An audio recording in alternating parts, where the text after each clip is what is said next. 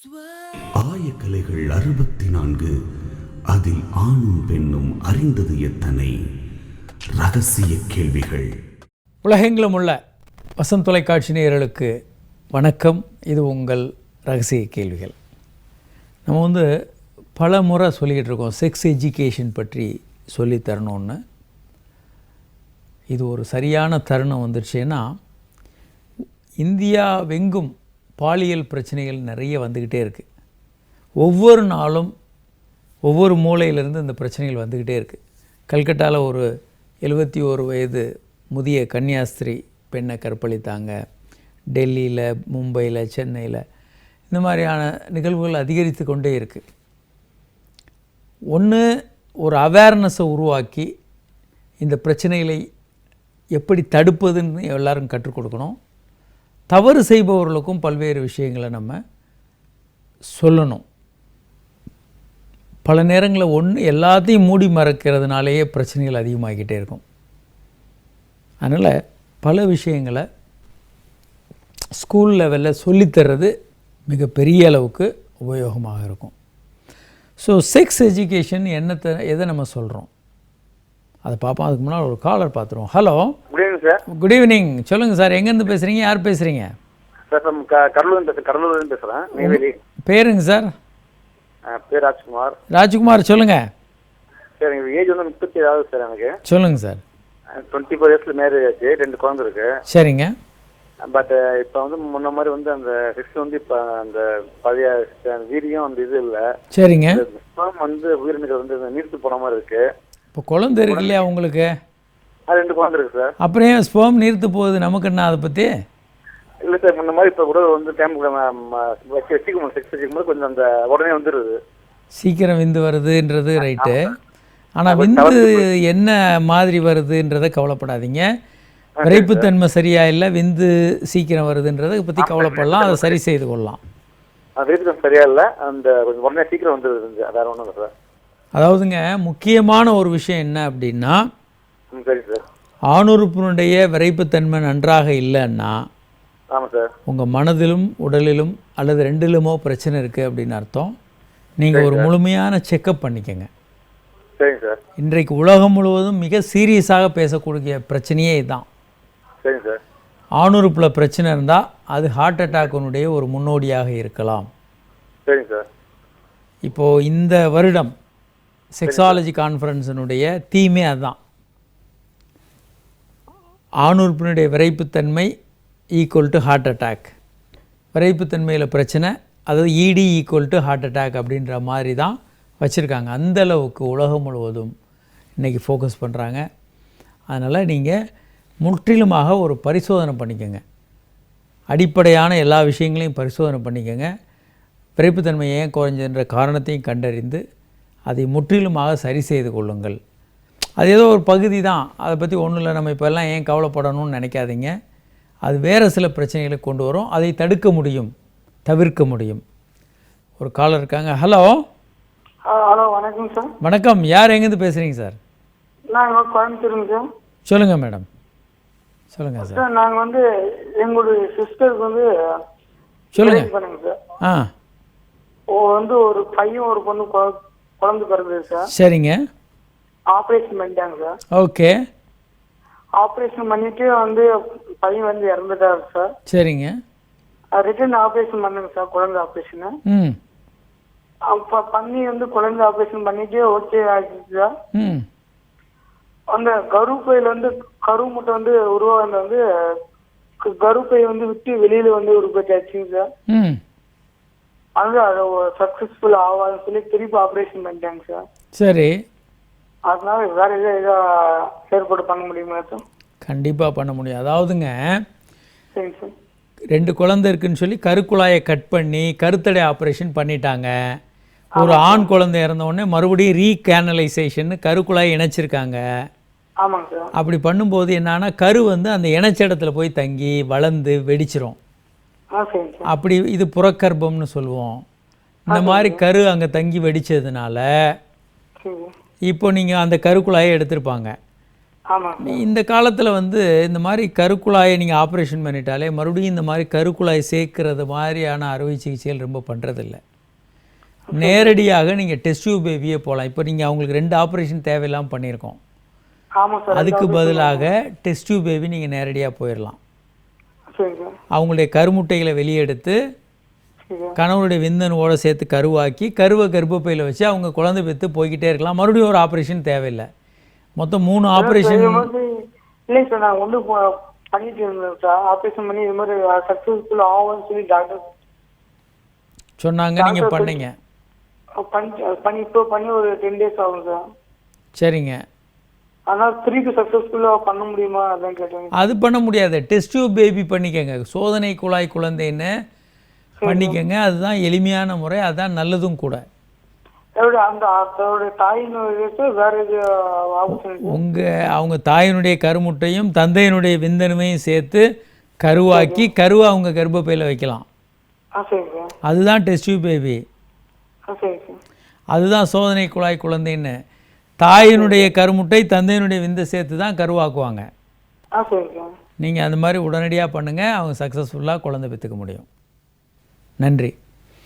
Sex education வந்து பல விஷயங்களை நம்ம வளர்கிறவங்களுக்கு சொல்லித்தரணும். ஆல்கஹால், ஸ்மோக் பண்ணுறது, போதை மருந்துகள், ப்ரீமெரிட்டல் செக்ஸ், இவற்றினுடைய தீமைகள் என்ன, இதை ஏன் செய்யக்கூடாது, அதே மாதிரி டிப்ரெஷன். மீடியாவை பார்த்து நிறைய கற்றுக்குறாங்க. Violent media.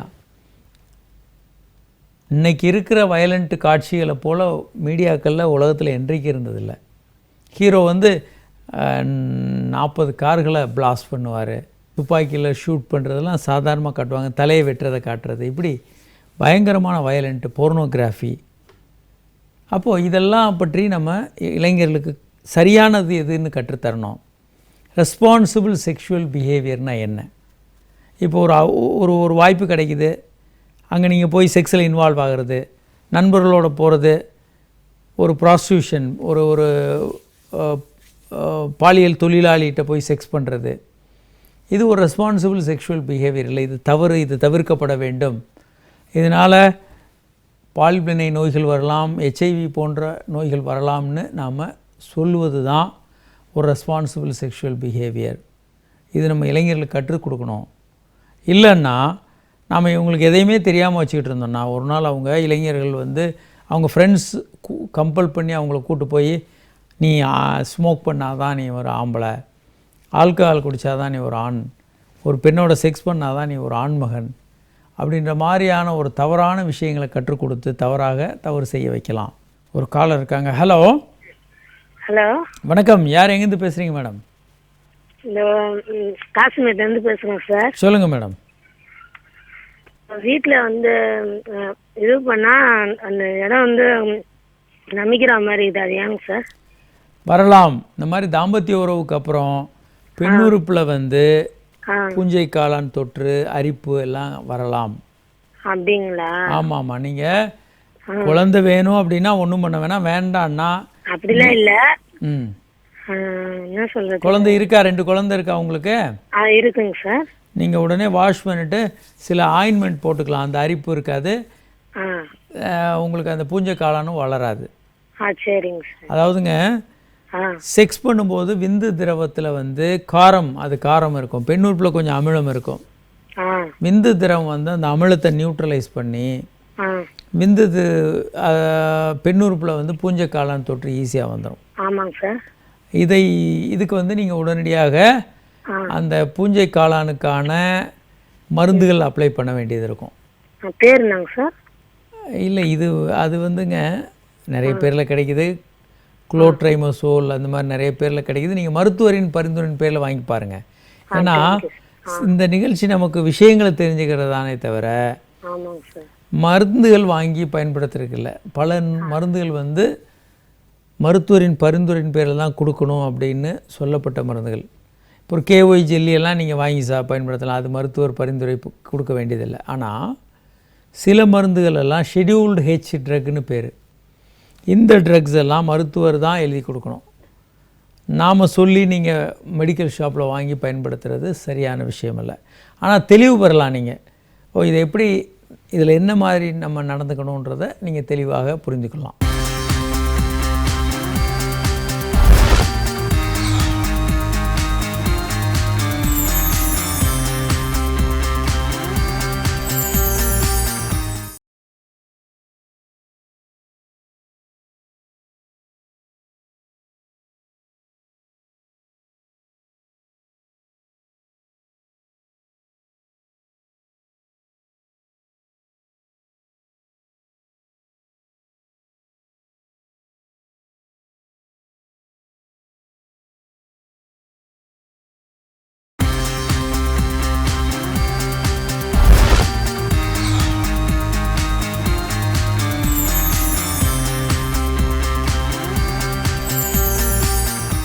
ஒரு காலர் இருக்காங்க. ஹலோ. ஹலோ சார், வணக்கம் சார். வணக்கம். யார் எங்கேருந்து பேசுகிறீங்க சார்? சார், சிதம்பரத்துலேருந்து வெற்றிவேல். வெற்றிவேல் சொல்லுங்கள். சார், எனக்கு மேரேஜ் ஆகி 4 வருஷம் ஆகுது. சரிங்க. எனக்கு ஏஜ் வந்து 38 சார். சரிங்க. என் ஒய்ஃபுக்கு வந்து 34. ஓகே. முதல் குழந்தை பிறந்து 2.5 வருஷம் ஆகுது சார். சரிங்க. இப்போ 2வது குழந்தைக்கு ட்ரை பண்ணுறோம், ஆனால் இன்னும் சக்ஸஸாக முடிய மாட்டேங்குது. சரி. இதுக்கு இடையில எனக்கு கொஞ்சம் என்னுடைய pressure level, blood pressure level 150/100. மருந்துகள் எடுக்கிறீங்களா? மருந்து எதுவும் எடுக்கல சார். ஒன்று மருந்து எடுக்கணும், வாக்கிங் போகணும், சரி, சால்ட்டை குறைக்கணும், அப்பளம், ஊறுகாய், சரி சார், இந்த மாதிரி உப்புள்ள ஐட்டங்களை சேர்க்கக்கூடாது. நீங்கள் முதல் குழந்தைக்கு 2வது குழந்தைக்கு 3 வருடமாவது குறைந்தபட்சம் இடைவெளி விடணும். 3 வருடம் இடைவெளி விட்ட பிறகு 2 பேரும் சேர்ந்து நீங்கள் ட்ரை பண்ணுங்கள். 1 வருடம் ட்ரை பண்ணுங்கள். உங்கள் மனைவி 1 வருடம் கருத்தரிக்கலைன்னா 2 பேரும் சேர்ந்து மருத்துவர் அணுகுங்க. குழந்தை இல்லாத தம்பதிகள் எப்படி ட்ரீட்மெண்ட் எடுக்கிறாங்களோ அதே மாதிரி தான் நீங்கள் ட்ரீட்மெண்ட் எடுக்கணும். நீங்கள் இது வரைக்கும் உங்கள் குழந்தைகளுக்கு சொல்லித்தரலன்னா குழந்தைகளோட செக்ஸ் எஜுகேஷன் சொல்லிக் கொடுங்க. இதில் என்ன நன்மைன்னா, குழந்தைகள் உங்களோட க்ளோஸாக பழகுவாங்க. உங்கள் ஃபேமிலி வேல்யூஸை நீங்கள் சொல்லலாம். நாம் நல்லவர்களாக நடக்க வேண்டியதனுடைய, நம்ம ஃபேமிலியில் எல்லோரும் நல்லவங்களாக நடப்போம், நேர்மையாக இருப்போம், தவறுகள் பண்ண மாட்டோம். அதே மாதிரி தாய் மகள் அல்லது அந்த குடும்பத்தில் உறவுகள் ரொம்ப ஆரோக்கியமான உறவாக இருக்கும். ஒரு தவறின்றி ஒருத்தருக்கு ஒருத்தர் மனம் விட்டு பேசக்கூடிய ஒரு குடும்பமாக இருக்கும். ஒரு காலர் இருக்காங்க. Hello sir. வணக்கம் சார். வணக்கம். யார் எங்கேருந்து பேசுகிறீங்க? திருப்பூர்லேருந்து பேசுகிறேன். சொல்லுங்கள் சார். சார், அடிக்கடி ஆண்குறி ஸ்டாண்டிங் ஆயிடுதுங்க சார். சரிங்க. அதுக்கு என்ன பண்ணலாங்க சார்? என்ன பண்ணால் தான் நார்மல்? அது இந்த மாதிரி திருமணத்திற்கு முன்பு செக்ஸ் உணர்வு விரைப்புத்தன்மை வர்றது நீங்கள் நல்லா இருக்கிறீங்க, ஆரோக்கியமாக இருக்கிறீங்கன்றதோட அடையாளம். சரி சரி. ஒரு விரைப்புத்தன்மையாக ஒருத்தருக்கு வரலைன்னா அவர் ஆரோக்கியமாக இல்லைன்னு அர்த்தம். சரி. உங்கள் மனதும் உடலும் நல்லா ஆரோக்கியமாக இருக்குது. இதுக்கு நீங்கள் எதுவும் பண்ணாமல் சும்மா இருந்தாலே போதும். சரி. ஒரு ஆரோக்கியமான ஒரு உறவை நீங்கள் உங்கள் குழந்தைகளோடு ஏற்படுத்த முடியும். ஸோ சில நேரங்களில் இது என்ன லாபம், இந்த மாதிரி செக்ஸ் கல்வி கொடுக்குறதுல என்ன லாபம்? ஒன்று நீங்கள் சொல்லியே கொடுக்கலாம், அல்லது குழந்தையே சில நேரம் அவங்க யாரோ ஒருத்தங்க தெரிந்தவர்கள் நண்பர்கள் அந்த குழந்தை செக்ஸ் உறுப்புகளை தொடுறாங்கன்னா அந்த குழந்தை உங்கள்கிட்ட சொல்லி ஓடி சொல்ல முடியும். அது நீங்கள் முதலே ஒரு கேம் மாதிரி குழந்தைக்கு சொல்லி கொடுத்துருக்கலாம். அது குழந்தை உடனே எளிமையாக அதை செஞ்சிடும். அதே மாதிரி மற்றவர்களும் பயன்படுத்த முடியும் குழந்தைய தவறாக.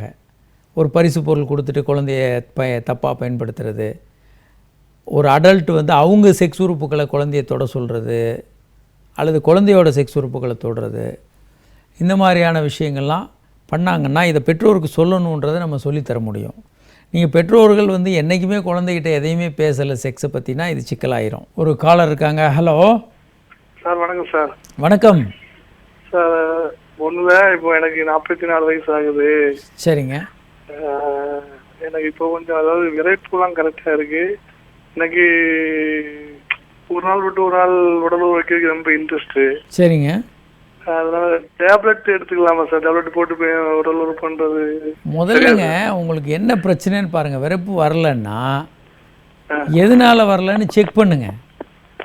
இல்லை, விரைப்பு இருக்குது சார். சரி. விரைப்புலாம் நார்மலாக இருக்குது. வாரத்துக்கு 2 தடவை 3 தடவை உடல் உறுப்பு பண்ணுறேன்.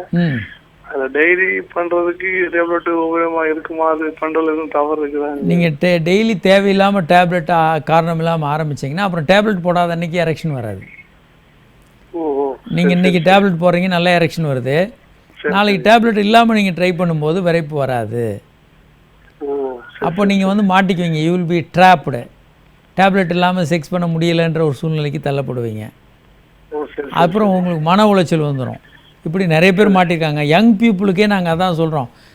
இளம் ஆண்களுக்கு கூட சும்மா ஒரு விளையாட்டுத்தனமாக மாத்திரையை ஆரம்பிப்பாங்க, நல்லா விரப்பு வருதுன்னு சொல்லி. மாத்திரை நிறுத்த முடியாது. அவங்க மாத்திரை சாப்பிட்டுக்கிட்டே இருப்பாங்க. ஒரு நாள் மாத்திரை நிறுத்தி பார்த்தாங்கன்னா பயந்து போயிடுவாங்க. ஐயோ எனக்கு விரப்பு வரல அப்படின்னு மாட்டிக்குவாங்க. அப்புறம் வந்து ஒரு பரிதாப உணர்ச்சி, ஒரு கில்ட்டு, குற்ற உணர்வு, தோல்வி, இப்படி பல்வேறு குழப்பமான மனநிலைக்குள்ளே போயிடுவாங்க. அதனால் தேவையில்லாத மருந்துகளை ஏன் பயன்படுத்தணும்? உங்களுக்கு பிரச்சனை இருந்ததுன்னா மருத்துவர் அணுகி மருத்துவரோட மனம் விட்டு பேசுங்க. அதற்கப்புறம் அவர் பரிந்துரையின் பேரில் அவருடைய இன்ஸ்ட்ரக்ஷன், அவருடைய கைடன்ஸில் மருந்துகளை சாப்பிடுங்க. அவர் செக் பண்ணி கொடுக்கும்போது வாங்கிக்கோங்க. இப்போது நம்ம இதை தான் குழந்தைகளுக்கு சொல்கிறோம். குழந்தைகள் செக்ஷுவல் அப்யூஸுக்குள்ளே ஆகிறதுக்கு வாய்ப்பு அதிகம். 62% குழந்தைகள் வந்து, அதுவும் பெண் குழந்தைகள் செக்ஷுவல் அப்யூஸுக்குள்ளே ஆகிறாங்க. அப்படி ஆகும்போது நாம் எப்படி நடந்துக்கணும், அதை நம்ம முதலே ப்ராக்டிஸ் பண்ணணும். குழந்தைகள் சொல்லக்கூடிய கதையை காது கொடுத்து கேளுங்க. ஏன்னா குழந்தைகள் பொய் சொல்லாது. அது மிரட்டுறது, அது திட்டுறது அப்படியெல்லாம் நம்ம பண்ணக்கூடாது.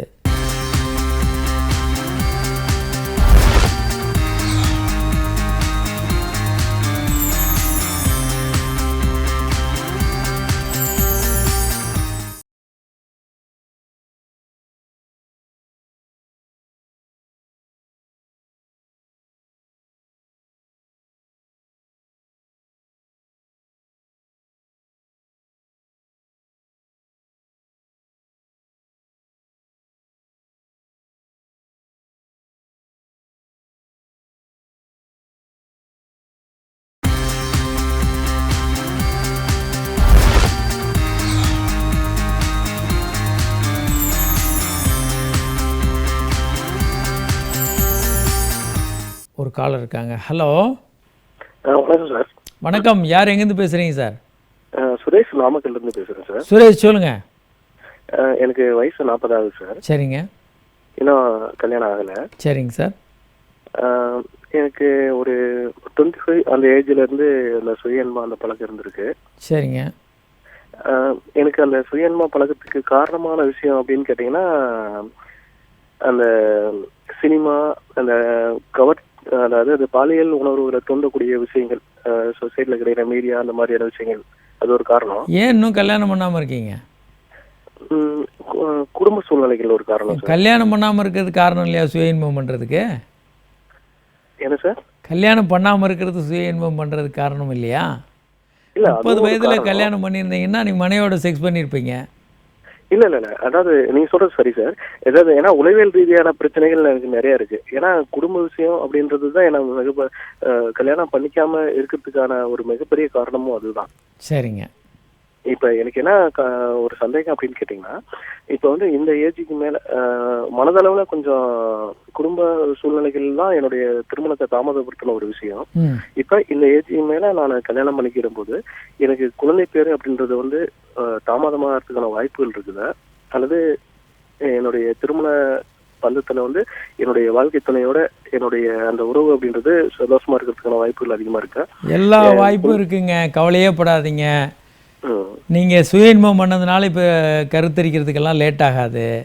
பெண்ணுடைய வயதை பொறுத்தாங்க. நீங்கள் 40 வயதில் ஒரு பெண்ணை பார்த்து கல்யாணம் பண்ணிங்கன்னா கருத்தரிக்கிற வாய்ப்பு ரொம்ப ரொம்ப குறைவு. ஒரு 30 வயது பெண்ணை கல்யாணம் பண்ணிங்கன்னா உடனே கருத்தரிக்கிற வாய்ப்பு ரொம்ப அதிகம். இல்லை சார், என்னுடைய சந்தேகமும் அதுதான். பெண் வயது தான் முக்கியம். சொல்லுங்கள். பெண் வயது, அதாவது எனக்கு இப்போ இப்போ எனக்கு திருமணம் செய்யறதுக்கு அமைஞ்ச பெண் வந்து 35, 37 அந்த வயசுல கிடைச்சிருக்கிறாங்க. அது வந்து நான் வேண்டாம். ஏன்னா மிக முக்கியமான விஷயம் என்னன்னா, நான் எதிர்பார்க்கிற விஷயம் என்னன்னா, குழந்தை அப்படின்றத நான் ரொம்ப எதிர்பார்க்கிறேன். அதனால அந்த ஏஜ்ல இருக்கிற பெண் கல்யாணம் பண்ணிக்கிறத விட 30 ஒட்டி இருக்கிற வயதுல இருக்கிற பெண்களை நான் எதிர்பார்க்கிறேன். அது சரியா தப்புங்களா? இல்லை, சரி தப்புன்னு இதில் சொல்ல முடியாதுங்க. இதில் சில அட்வான்டேஜ் இருக்குது, சில டிஸ்அட்வான்டேஜ் இருக்குது. அதாவது ரொம்ப வயது வித்தியாசத்தோடு பண்ணும்போது ஒரு விஷயம் என்னென்னா அவங்க உடனே கருத்தரிக்கலாம். அது அந்த பிரச்சனை ரொம்ப பெரிய அளவுக்கு பூதாகரமாக வர்றதுக்கு வாய்ப்பு குறைவு. ஆனால் உங்களுக்கு 50 வயது ஆகும்போது அவங்க வந்து செக்ஸ் உணர்வு நல்லா பீக்காக இருக்கும், உங்களுக்கு ஓரளவுக்கு செக்ஸ் உணர்வு குறைய ஆரம்பிச்சிடும். புரியுது சார். அப்போ அவங்க ரொம்ப செக்ஸில் டிமாண்டிங்காக இருப்பாங்க. ஓகே, அது அவங்களுடைய தேவைகளை நம்ம பூர்த்தி பண்ண முடியாத ஒரு சூழ்நிலைக்கு பண்ணலாம். அது நீங்கள் இன்னைக்கு இருக்கிற மருத்துவ உலகத்தில் 70 வயதான ஒரு ஆண் வந்து டெய்லி செக்ஸ் வச்சுக்கலாம், ஒரு பிரச்சனையும் இல்லை. சரிங்க சார். இன்னொரு முக்கியமான விஷயம் நான் சொல்லுங்கள். எனக்கு வந்து அந்த 25 ஏஜ்லேருந்து எனக்கு சுயன்பல் பழக்கம் இருக்குது அப்படின்னு நான் சொல்லியிருக்கேன். இந்த அந்த சுயன்பல் பழக்கம் வந்து இன்னை வரலும் தொடர்ந்துட்டு இருக்கு. அதாவது மாதத்துல இத்தனை நாள் அந்த சுயன்பல் பழக்கத்தை நம்ம செஞ்சோம்னா தப்பு இல்லை, இத்தனை நாள் தான் செய்யணும், இத்தனை நாளுக்கு மேல செய்யக்கூடாது அப்படின்றது ஏதாவது இருக்கா? அல்லது அதுக்கு எதுவும் வரைமுறை கிடையாதா? அல்லது எனக்கு என்ன ஒரு குற்ற உணர்வு இருக்குன்னா, அந்த சுயன்பல் பழக்கத்துக்கு செஞ்ச பிறகு எனக்கு வந்து ஒரு குற்ற உணர்வு ஏற்படுது. நம்ம ஏதோ மிகப்பெரிய செய்யக்கூடாத தவற செஞ்சிட்ட மாதிரி ஆனா ஒரு உணர்வு இருக்கு. இது வந்து என்னுடைய எதிர்கால தாம்பத்திய வாழ்க்கை ஏதாவது பாதிப்புகளை ஏற்படுத்துமா? என்னுடைய வாழ்க்கை துணை கூட என்னுடைய அந்த தாம்பத்திய உறவுல வந்து ஏதாவது ஒரு குறையை ஏற்படுத்திடுமா அப்படின்னு ஒரு உளவியல் ரீதியான ஒரு பாதிப்பு என் மனசுல இருக்கிறதா நான் உணர்றேன். பெரும்பாலான ஆண்கள் இந்த குழப்பத்தில் தான் இருக்கிறாங்க. சரிங்க சார். ஏன்னா உங்களுடைய நிகழ்ச்சியை நான் நிறைய பார்த்துக்கிறேன். அப்புறம் இந்த சந்தேகமே வரக்கூடாதே உங்களுக்கு? இல்ல சார், அது என்னன்னு கேட்டீங்கன்னா, ஏன்னா சொசைட்டில இருக்கிற நிறைய ஆண்கள் வந்து திருமணமான ஆண்கள் வந்து இந்த ஒரு குழப்பத்தை இருக்கிறாங்க. அது எப்படி உங்ககிட்ட சொல்றதுன்னு தெரியாம தவிக்கிறாங்க அப்படின்னு நினைக்கிறேன். உண்மையாலுமே சார், ஒரு முறையும் நாம இந்த கேள்விக்கு பதில் சொல்லிட்டு தான் இருக்கோம்.